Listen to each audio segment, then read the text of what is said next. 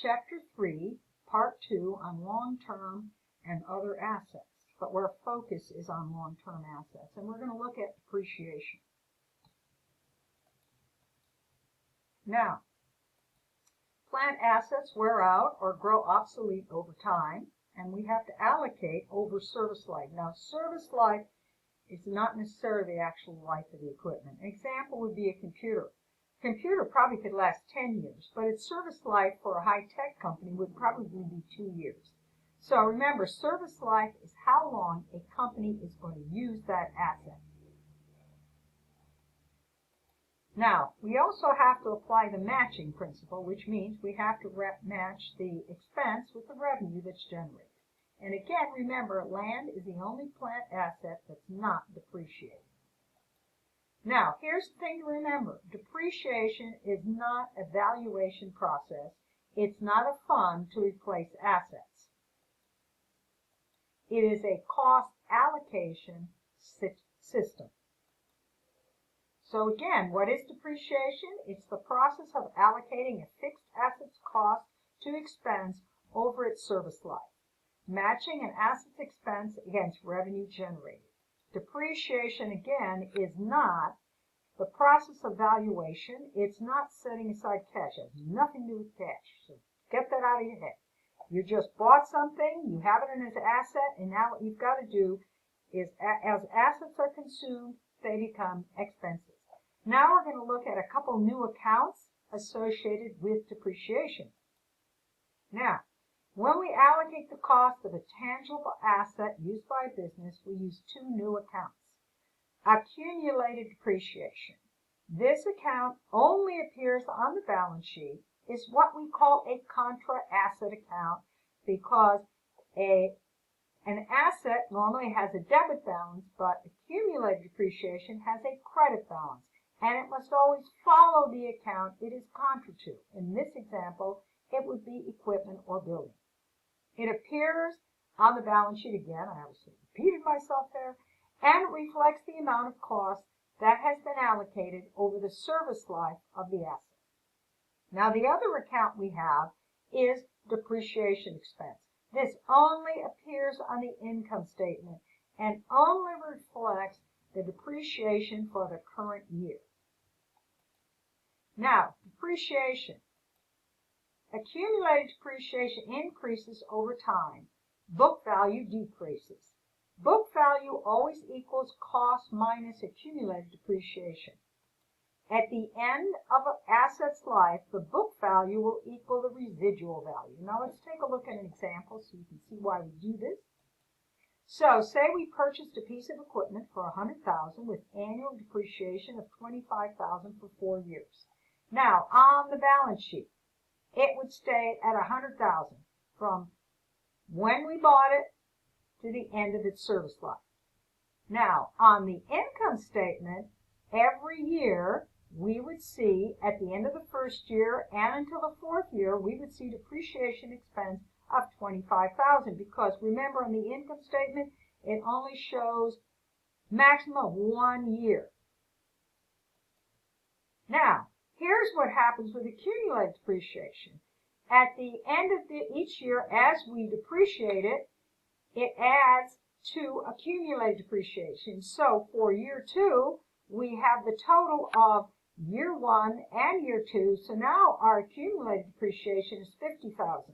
The end of year 3, we add another 25, and that's how we get to $75,000. Now let's look at the net book value. As you can see, the net book value goes down as accumulated depreciation goes up. So each year the accumulated depreciation account increases and the net value decreases. Now why do we do this? It allows investors to see how much has been invested in building and equipment and the age of the equipment and buildings. Because if we look at a financial statement, we see they've spent $1 million on equipment, but it has a book value of 0, that might tell investors we're going to have to buy new equipment if we buy this company, and we want to take that into consideration. Now we have some other new terms associated with depreciation. Whenever you're doing depreciation, the first thing you need to figure out is what's the service life. How long are we going to use it in the business? Salvage or residual value. can we get any cash for it at the end of its service life? And depreciable base. This is the cost less residual value. It is the maximum that can be expensed. Net book value is cost less accumulated depreciation. Now, how to measure depreciation? We need 4 items. First, we need our total cost. We need our estimated service life. We need our estimated residual salvage or scrap value, whatever they call it. And you also need the date it was purchased. So that's the first thing you always want to look for when you're getting ready to do a problem, is you need to look for these items because this is what you're going to use to determine our depreciation. And we're going to look at 3 methods. There are many methods. We're only going to look at 3.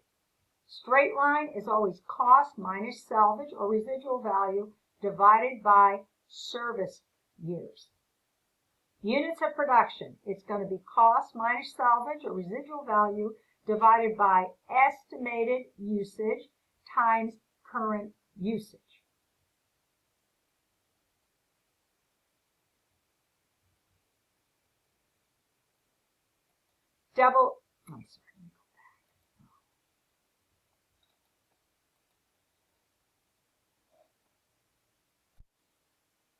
Chapter 8, long-term and other assets, and we're going to focus on depreciation methods. So the focus is we're looking at tangible assets. So measuring depreciation on plant assets. Here's the thing you want to remember. Plant assets wear out or grow obsolete over time. Must allocate over service life, and we have to apply the matching principle. But please, something to always remember, land is the only plant asset that is not depreciated. What depreciation is? It's the process of allocating a fixed asset's cost to expense over its useful life, matching an asset's expense against the revenue generated. What it is not. It is not a process of valuation. It has nothing to do with the value of the equipment. And it has nothing to do with setting aside cash to replace an asset when it is used up. It is not that. Now we have some new accounts associated with tangible assets. The first is we call accumulated depreciation. This account only appears on the balance sheet. It is a contra asset account. It has a credit balance. It must have a credit balance or it's wrong. And it always follows the account's contra to, so it would follow equipment or building in our case. It reflects the amount of cost that has been allocated over the service life of the asset. So if you've had the asset for a number of years, it will reflect all the years that you have expensed it. Now then we have the other account called depreciation expense. It is an expense account that appears on the income statement and only reflects what has been expensed during the current year. Impact.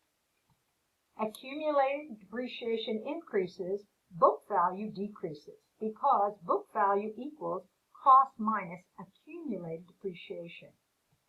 At the end of an asset's life, the book value will equal residual value if there is any. So now let's take a look at examples so you can see what this looks like. All right, we bought an asset for $100,000 and it has a 4-year life and we're allocating $25,000 a year. Now, when we buy it for all 4 years, it's going to show $100,000.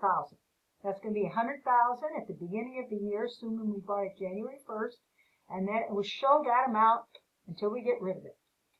Now, on the income statement, we're going to see depreciation expense, and we're going to see the amount that we've shown for each year. Now, under accumulated depreciation, here's what's going to happen. The first year, we'll see, when we buy it, we'll see 0. And at the end of the first year, we'll see $25,000. At the end of the second year, we'll see the 25 plus 25, we'll see $50,000.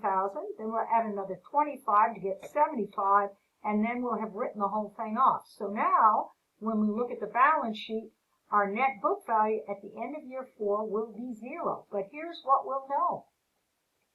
Using this approach allows investors to see how much has been invested in building and equipment and the age of the equipment and the building. So if they see that you have equipment with zero book value, that tells them that you need to start spending money on getting some new equipment.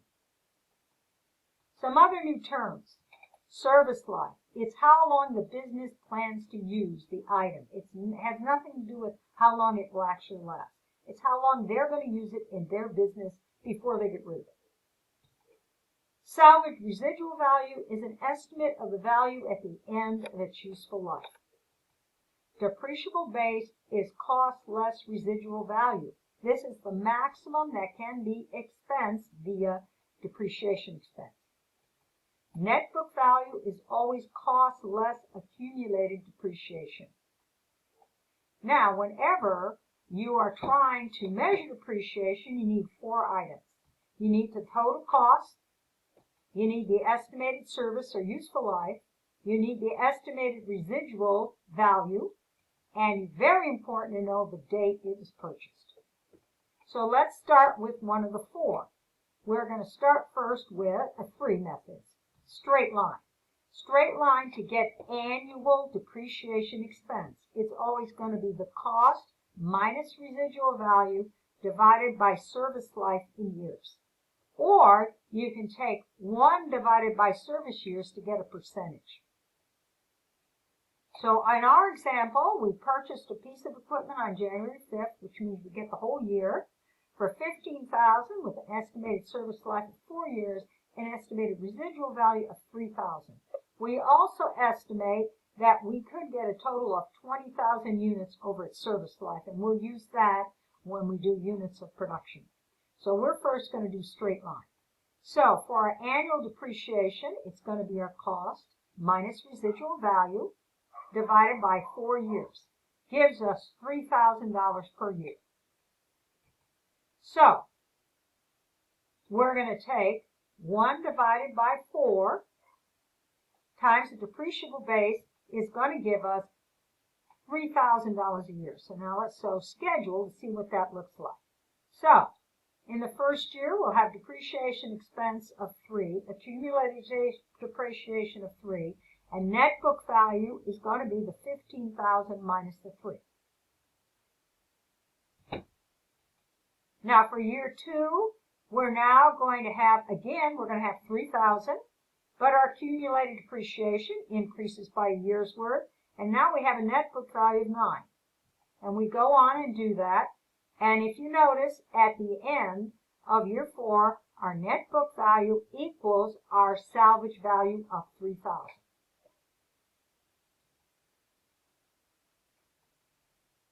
Or residual value.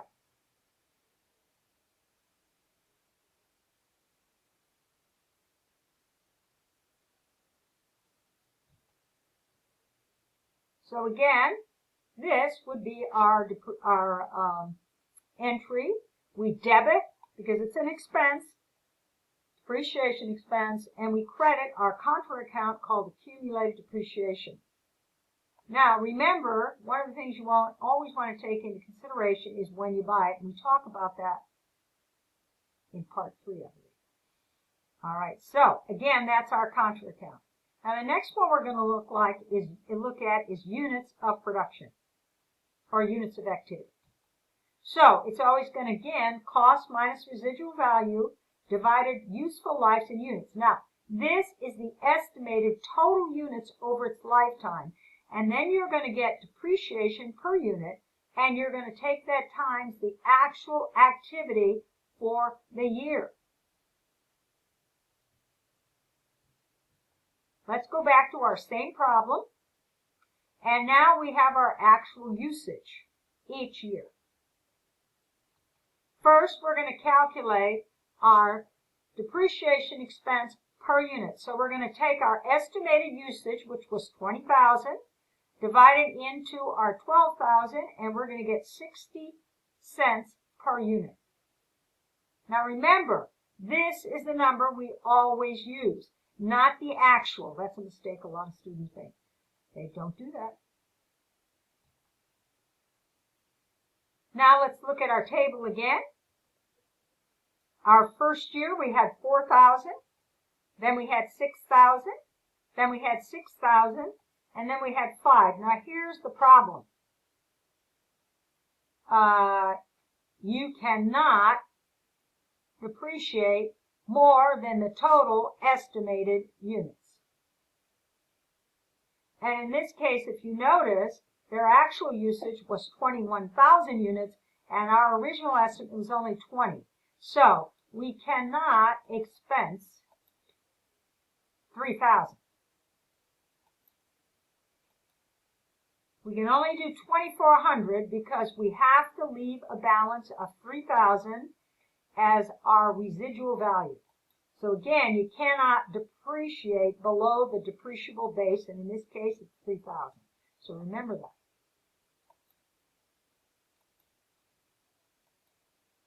Now, our last method is called double declining balance.